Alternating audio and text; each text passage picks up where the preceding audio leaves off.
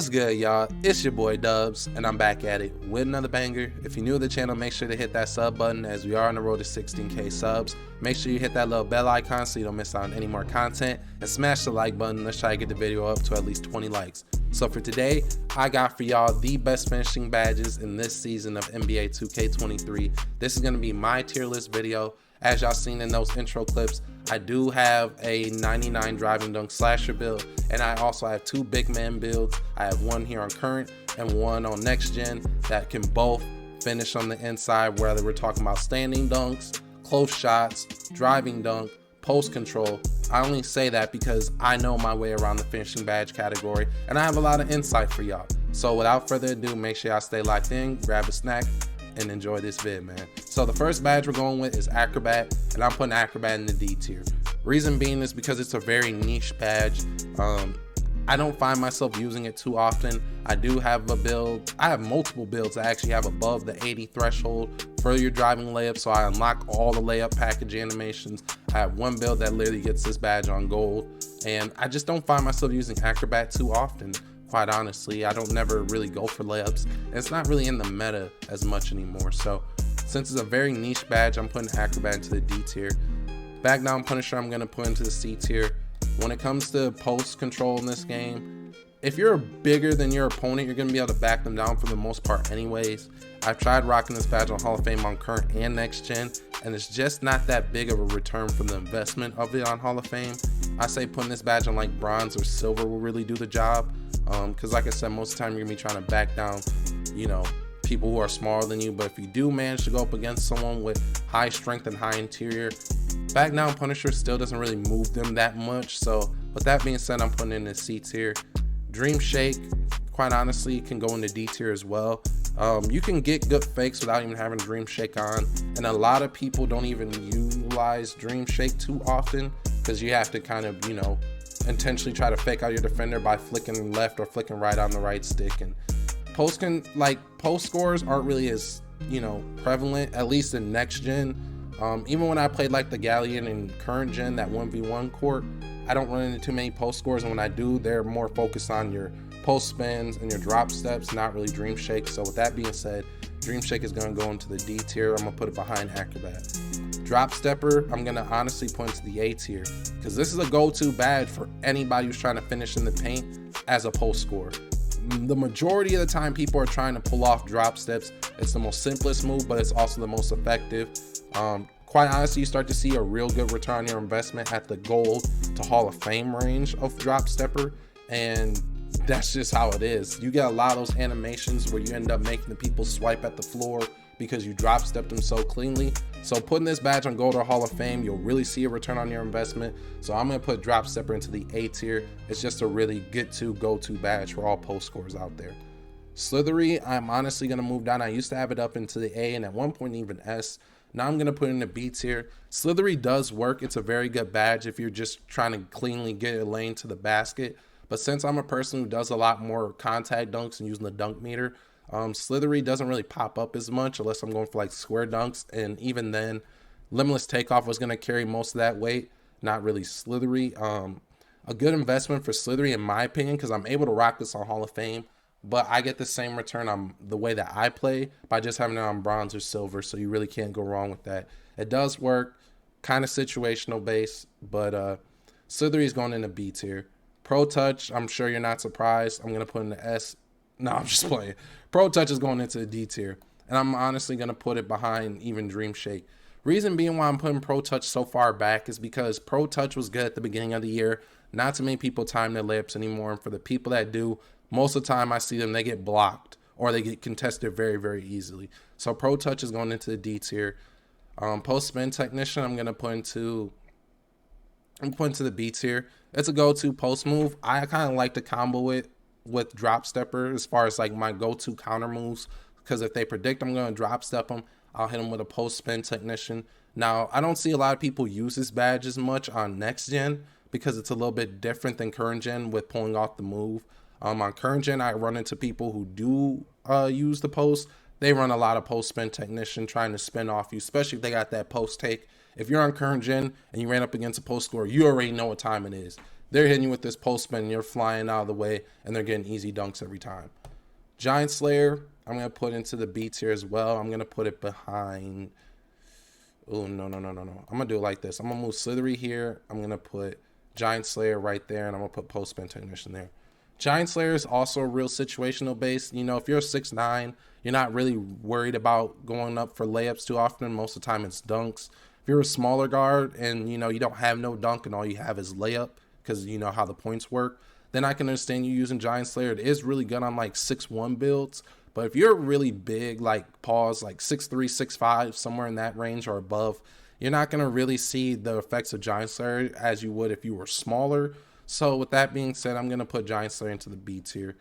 Masher, I'm going to put into the C tier as well. Because once again, if you have the height advantage in this game, 2K Labs has already showed this. I believe 2K Tutor might have showed it as well.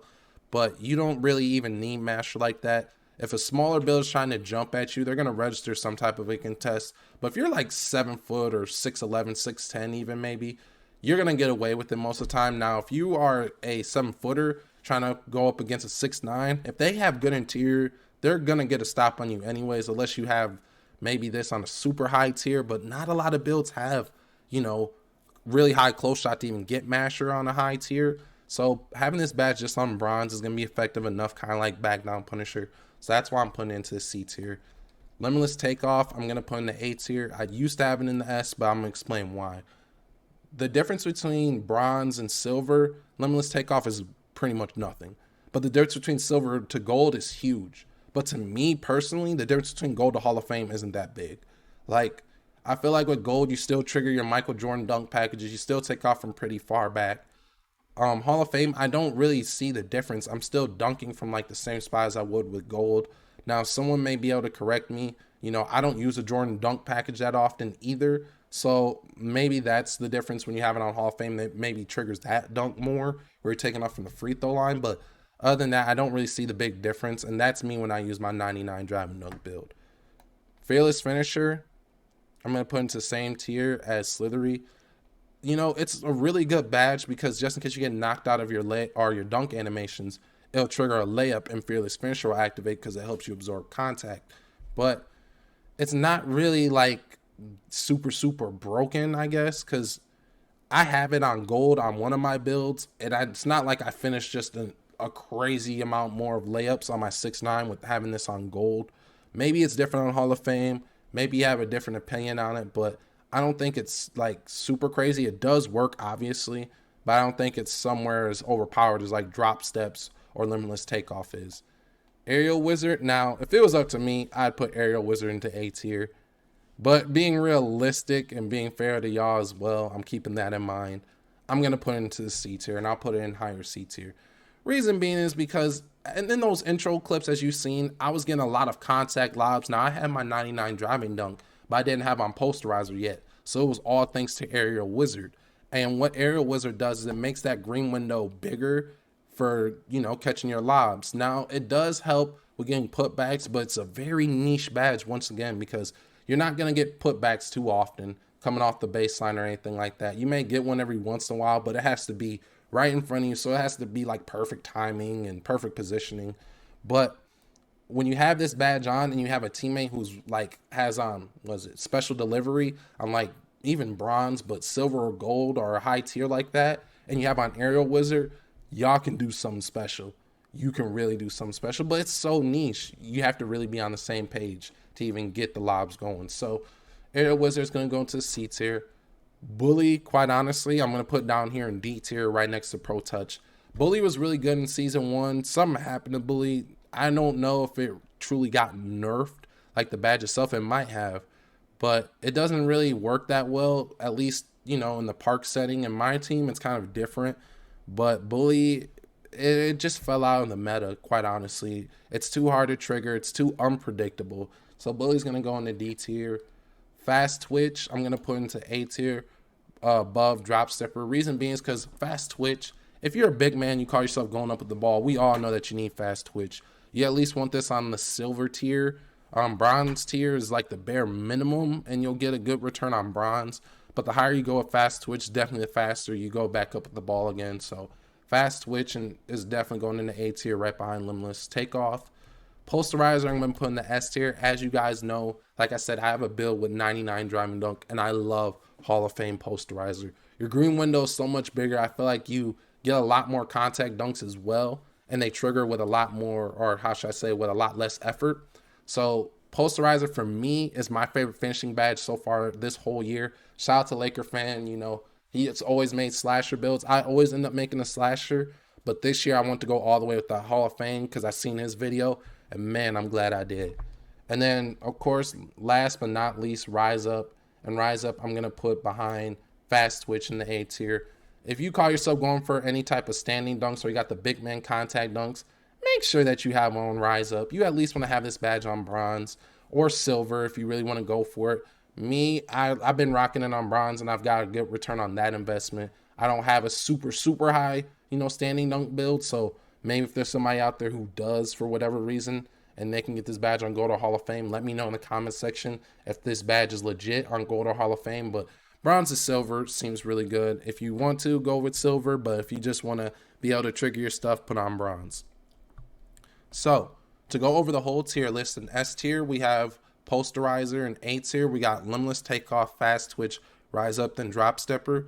Leading the way in B tier we got Fearless Finisher, then Slithery, Giant Slayer, and Post Spin Technician.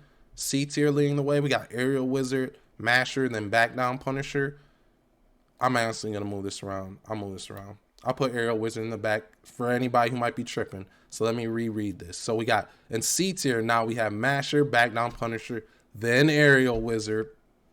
And then the D tier we got Acrobat, Dream Shake, Bully, and then Pro Touch. But hey, this is gonna be my finishing badge tier list. If you disagree with it or if you agree with it, let me know down in the comment section. And if you ever want to see me live, please swing on over to Twitch. The link will be down in my description. We live stream over there every day. Because until later on, y'all, where you can definitely catch me in a live stream, it's been your boy Dubs. Let me know down in the comment section what your favorite finishing badge is. And until later, man, peace.